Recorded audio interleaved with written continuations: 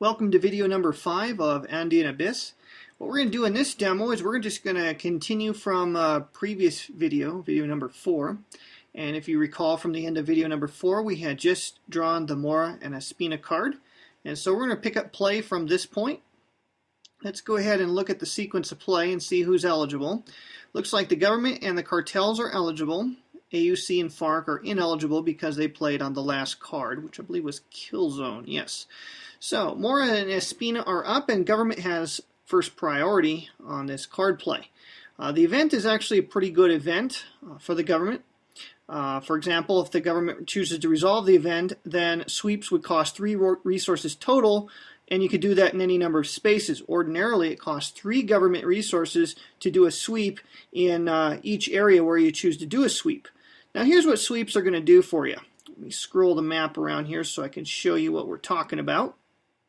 In a sweep, what you're going to do is you can take all your troops and you can move them. You can move them onto an adjacent lock, whoops, and then onto an adjacent department, or you could simply sweep in place. The effect is that you can either move from city to a department or from department to a city, and the effort involved in this is to expose hidden guerrillas. So if you were to sweep into this particular area in Choco, what you would have to do is for every troop cube that moved, let me get rid of the trails, for every troop cube in the area, for every cube in the area, there could have been police cubes already, say in Choco, from another action. But a sweep only involves troops moving. Okay, you don't move any police, which are the light blue cubes. You don't move any of those in a sweep. You just move the troops. But you'd pay your 3 resources, you'd move your troops in the area, and then for each cube in the area, you can reveal 1 guerrilla. Now, because this is a forested area, it actually takes 2 cubes to reveal 1 guerrilla. So if we move these 3 troops in here, we could only reveal either the Cartel guerrilla or we could reveal the FARC guerrilla. So that's what sweeps do for you. You can't kill guerrillas as the government until they are revealed. So if they're underground, you can't do anything with them. So that is the purpose of sweeps. And as you can see, it can get kind of expensive, costing 3 resources in each area where you do that. So Mora and Espina is a good event for the government. Conversely, if a non-government faction were to play this card, the unshaded portion here is not good for the government. Sweep ops may only target 1 space per card. So if, say, one of the insurgent factions were to resolve this event, there is the shaded portion, which would actually hurt the government considerably. So the government probably wants to take that event. However, the government does have first priority on the next event, and that's worth taking a look at. In the unshaded portion of the next event, it says oil companies hire security. Let me zoom in a little bit here to make this a little bit easier to read and reposition the screen. Okay. Oil companies hire security, place 1 police on each of 3 pipelines. What this will do for you is allow your police to be pre-positioned onto a pipeline, which are these dashed connections in between cities and towns. Locks or lines of communication are extremely important to the government because they receive resources equal to 30 minus the number of sabotaged locks. So each lock has an economic value, and when you sabotage these, it detracts from the amount of resources the government will collect when a propaganda card is played.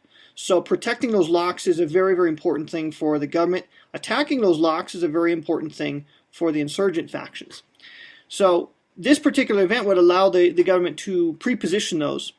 Conversely, the shaded portion says set a space adjacent to a 3 economic value lock to passive opposition. So what this would do is it would allow an insurgent faction to diminish the support in a government area that's adjacent to a 3 value economic lock. So let me zoom out a little bit here and we'll look at one of those.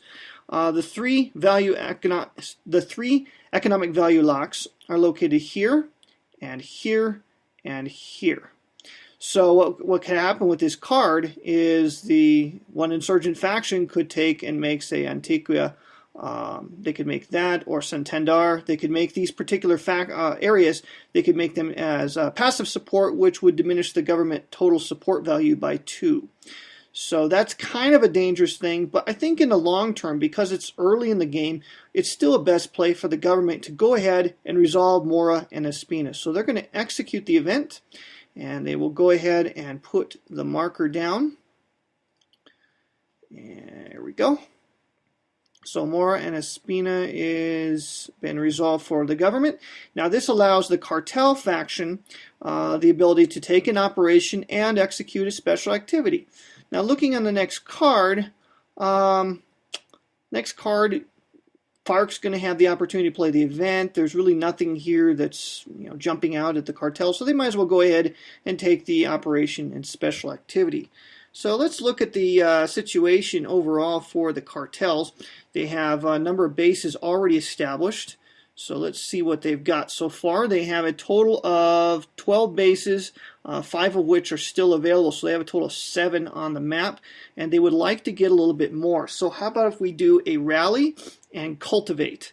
So here's what we'll do. We'll mark the areas where we're going to do the rally with a pawn. And we're going to do a rally in Cali. How about that? That rhymes. And we'll do a rally in Chocó. So where do we want to do a cultivate? We'll go ahead and cultivate also in Chocó. So let's go ahead and just label this so we know what we're doing here. There we are. So we're going to cultivate in Chocó and we're going to rally in Chocó. So that's going to cost us a total of 2 resources. And yeah, let's go ahead and take those off now so I don't forget. 1, 2. All right. Resources are deducted.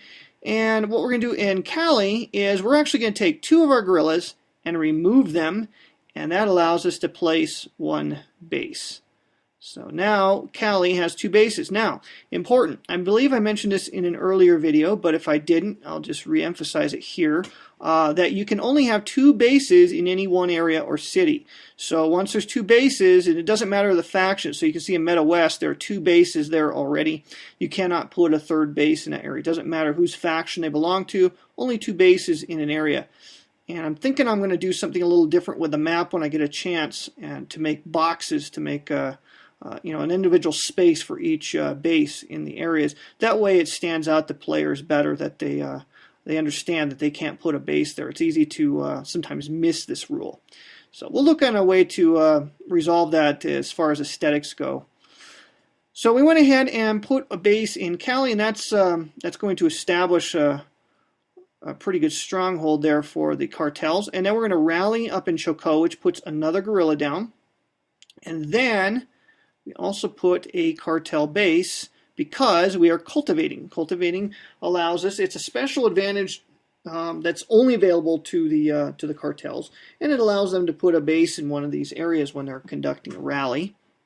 So I think that's about all we're going to do here. That cost us 2 resources total. We'll get rid of the pawns here, and let's see. 2 factions here, AUC and the FARC, become eligible in the next card. Government and the cartels become ineligible. And the next card, Occidental and Ecopetrol, is now going to be the active card. We're going to look at what to do with this card in our next video.